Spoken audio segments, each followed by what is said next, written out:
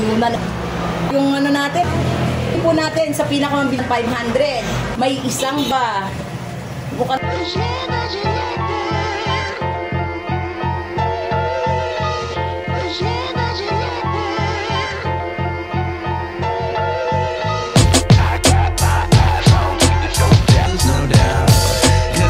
Magandang araw po sa inyong lahat, mga ka-Bros Biryani dyan.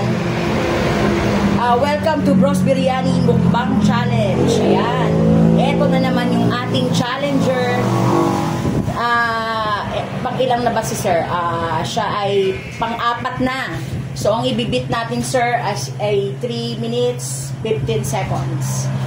So, right now, sir, ano palang pangalan nila? Benedict po. Benedict? O, Sir Benedict, saan po kayo nakatira? Sa Malolos po. Sa Malolos, sir. Saan niyo po nalaman yung challenge namin? Sa page po ng bro po. So, follower po kayo ng Bros Biryani? Opo. Oh, dapat yan, sir. Mahilig po kasi ako ng biryani. Yan. Dati po ba kayong nag-ibang bansa, sir? Di ba siya kakatan? Kaya for sure, alam niyo na po kung ano lasa ng ating biryani. Ano po? Pamilyar po to. Opo. So, authentic taste po yan ng, authentic taste po yung biryani natin na yan. Kaya ma-enjoy nyo yan. For sure. So, wala naman po kayong karamdaman, sir? Wala po. Wala po makaka-apekto sa challenge na to? Wala po. So, super healthy si sir? Naman. Ay, nice.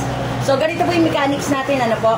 Dapat po maubos ang pagkain, mabilis ng pagkain. Ikaw ang magbibit ng mga susunod na challenger kapag po mabit nyo yung 3 minutes and 15 seconds.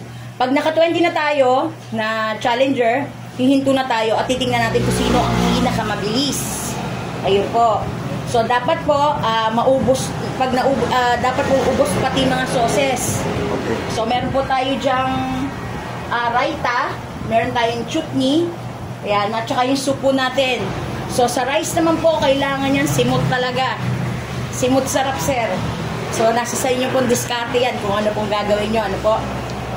Pag naubos na po, magtaas lang kayo ng kamay or ibukan nyo lang yung bibig nyo na wala na talagang laman. So, ang nyo pong uubusin ay isang chicken biryani, tapos meron tayong extra rice. Ano po? Ready na po ba kayo, sir? Ready. Talaga po ba? Okay. Kailan kayo lubuling kumain? Wala pa ka eh. Wala pa. So, Maganda. tingnan nyo, sir. Kaya natin to. Kaya yan. Sige, sir. So, ngayon po, mag-start na po tayo. Ano po? May timer na po dyan sa harapan nyo. So, makikita natin kung gano'n kayo kabilis.